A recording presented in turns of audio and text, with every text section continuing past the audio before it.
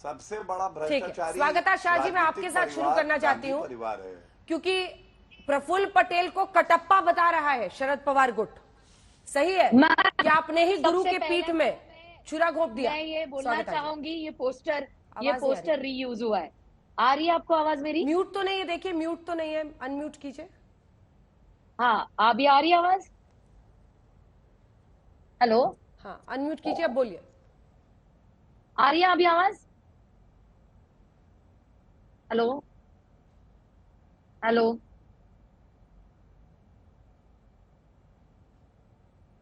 Hello, आ रही है आवाज? आ रही है ना? हेलो, बोलिए बोलिए, अब आ रही है आवाज, बोलिए। हाँ जी, सुनिए, सबसे पहले मैं तो बताना चाहूंगी कि ये जो पोस्टर है, ये पोस्टर रीयूज हुआ है। ये गोवा के टाइम जब शिंदे सरकार बनी थी, ये उस टाइम पे ये पोस्टर यूज किया था, उसी पोस्टर के ऊपर रीनेमिंग कर दिया है। वो सोनिया दुहान मैडम को बता दीजिए, महेश जी बता दीजिए कि पोस्टर तो कम से कम नया बना ले, पोस्टर तो रीयूज ना करे, इतनी कंजूसी। और जहां पे ये पोस्टर लगाया गया है ना, जहां ये पोस्टर लगाया गया है ना, 1 साल पहले हमारे अजीत दादा पवार जी का पोस्टर उसी जगह से हटाया था, उनके जन्मदिन के दिन। जब ये मैडम बोल रही है ना, तो आज मैं ये बात बड़ी मीडिया में पूछना चाहती हूँ, क्या अजीत दादा पवार एनसीपी के तब हिस्सेदार नहीं थे? उनके साथ नाइंसाफी तब नहीं की गई थी? मैडम तो बहुत तेजी से बोल रहे थे कि प्रफुल्ल जी ये है, प्रफुल्ल जी वो है, अजीत दादा ऐसे करते हैं, अजीत दादा वैसे करते हैं। महेश जी, जरा आप भी होमवर्क करके आइए, पूछिए सोनिया दोहान मैडम को, पूछिए कि अजीत दादा पवार जी के आज से 1 साल पहले दिल्ली ऑफिस से बर्थडे के दिन, जन्मदिन के दिन उन्होंने पोस्टर किस हक से निकाले? बताइए महेश चव्हाण जी। बोलते हैं ना कि ना इंसाफी नहीं होती, मेरे पास प्रूफ है, इस बात का। अजीत दादा पवार जी के साथ नाइंसाफी नहीं होती, आपने बोला है ना, उनके साथ कभी नाइंसाफी की नहीं है, उनको कभी ऐसा महसूस नहीं किया रहा है कि वो गलत है। आज तो मैं प्रूफ के साथ बात कर रही हूँ, बोलिए। जन्मदिन के दिन, क्या वो वरिष्ठ नेता नहीं है एनसीपी के? क्या वो एनसीपी का हिस्सा नहीं है? आज से 1 साल पहले की बात कर रही हूँ मैं। किस हक से उनके पोस्टर निकाल दिए गए थे एनसीपी के वरिष्ठ मुख्यालय से? आप बताइए महेश चव्हाण जी, ठीक है, जवाब सुनिए।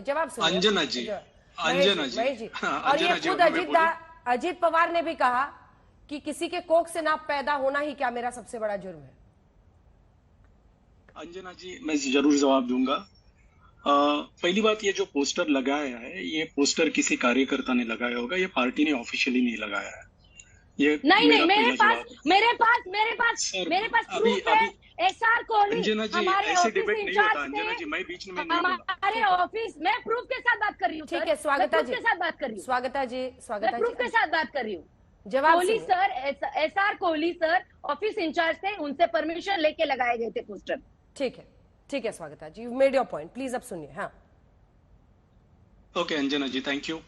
देखिए अंजना जी, ये पोस्टर के जैसे कि मैंने कहा, किसी कार्यकर्ता ने लगाया होगा, ये पार्टी ने ऑफिशियली नहीं लगाया। कार्यकर्ताओं की भावना रहती है, उनकी भावना ऐसे बनी होगी कि उनको शरद पवार जी के पेट में किसी ने खंजर को पाया, तो उसने उस हिसाब से बैनर लगाया होगा। अभी अजीत पवार जी के बैनर की जो बात हो रही है, अगर इतनी सी छोटी सी बात के लिए अगर अजीत पवार जी नाराज हो गए, ऐसा इनका कहना है, तो ये बड़ी हंसी की मजाक की मैंने नाराज की बात नहीं की। अरे फिर से मैंने सिर्फ एक पॉइंट रखा है। स्वागता जी, मैं आपका जब नाम लूंगी आपको मौका दूंगी।